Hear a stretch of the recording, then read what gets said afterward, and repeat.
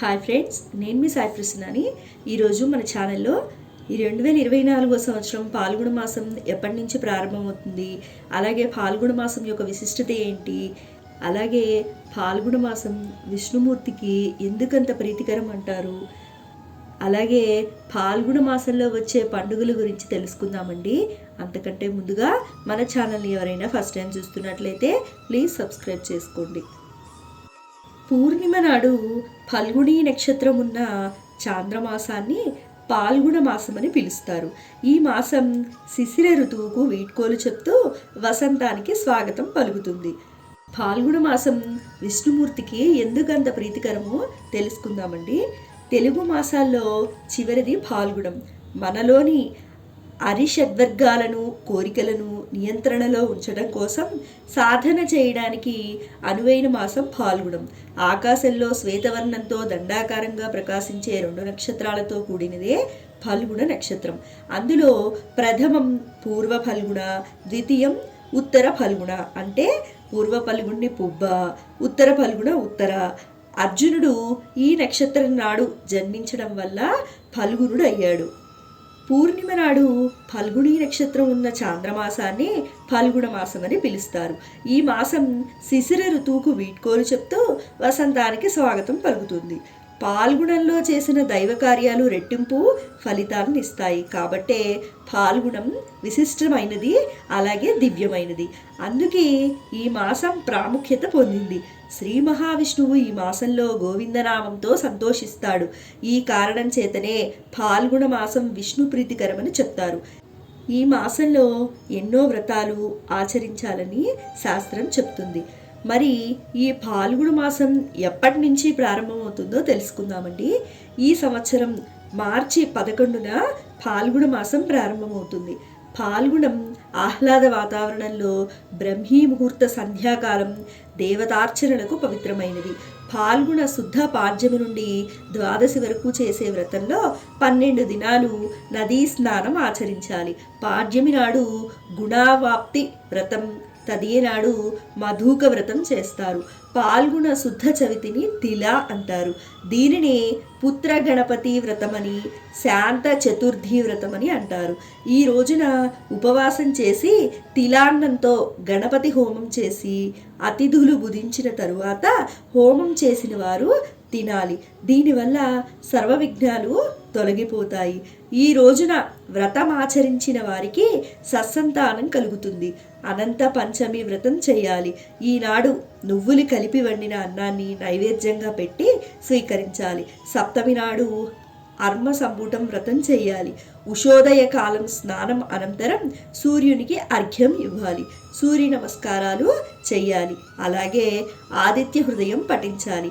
ఈ మాసంలో శ్రీలక్ష్మీ జయంతి రోజున లక్ష్మీదేవిని, సీతామాతను షోడశోపచారాలతో పూజించాలి. ప్రదోషకాలంలో దీపారాధన చేసిన వారికి సౌభాగ్యం, సంపద చేకూరుతుంది. ఈ రోజున లలిత కాంతిదేవి వ్రతం ఆచరించాలి. నవమి నాడు అనంత నవమి అని శ్రీలక్ష్మీనారాయణులను తులసీ దళాలతో, మందార పుష్పాలతో అర్పించాలి.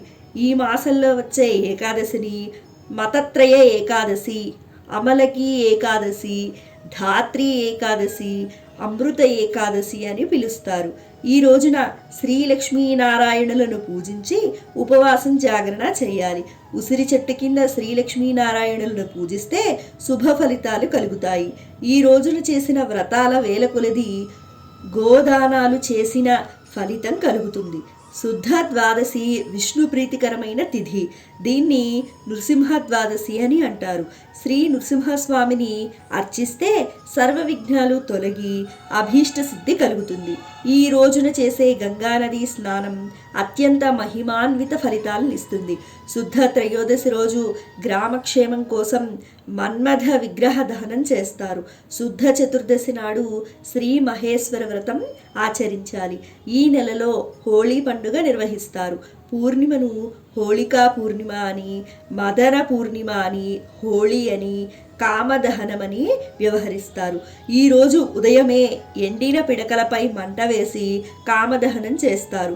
పూర్ణిమ సాయంత్రం నృత్యగీత వాద్యాలతో బాలకృష్ణుణ్ణి లేదా రాధాకృష్ణుణ్ణి ఊయలలో ఉంచి ఆరాధించి డోలోత్సవం జరపాలి. ఇలా చేయటం వల్ల వైకుంఠ ప్రాప్తి కలుగుతుందని పెద్దలు చెప్తారు. ఈ పూర్ణిమ నాడు మధురైలో శ్రీ మీనాక్షి సుందరేశ్వరుల కళ్యాణం, తమిళనాట శివపార్వతుల కళ్యాణం జరుపుతారు.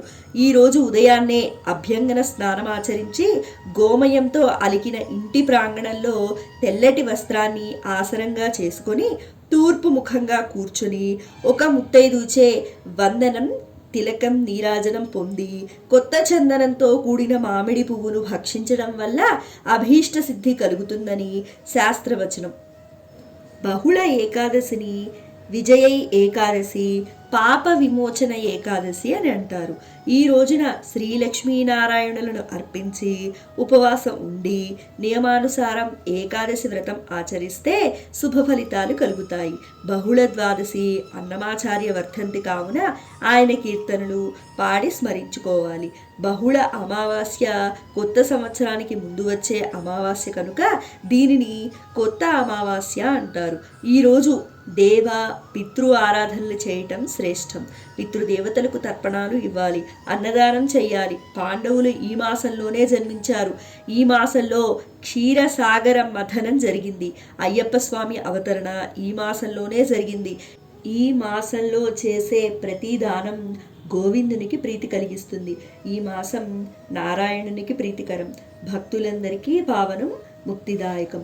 అందుకే పాల్గొనం ప్రాముఖ్యత కలిగిందని పురాణాలు చెప్తున్నాయి. సో విన్నారు కదండి, మనకి 2024 సంవత్సరం పాల్గొన మాసం ఎప్పుడు వచ్చింది, అసలు పాల్గొన మాసం యొక్క విశిష్టత ఏంటి, పాల్గొన మాసంలో ఏ పండుగలు పర్వదినాలు ఉన్నాయి అన్న విషయాల గురించి తెలుసుకున్నారు కదండి. నా వీడియో కనుక మీకు నచ్చినట్లయితే లైక్ చేయండి, షేర్ చేయండి. కొత్త వాళ్ళు మన ఛానల్ చూస్తున్నట్లయితే సబ్స్క్రైబ్ చేసుకోండి. సర్వే జనా సుఖినో భవంతు, సర్వే సృజనా సుఖినో భవంతు. ధన్యవాదాలు.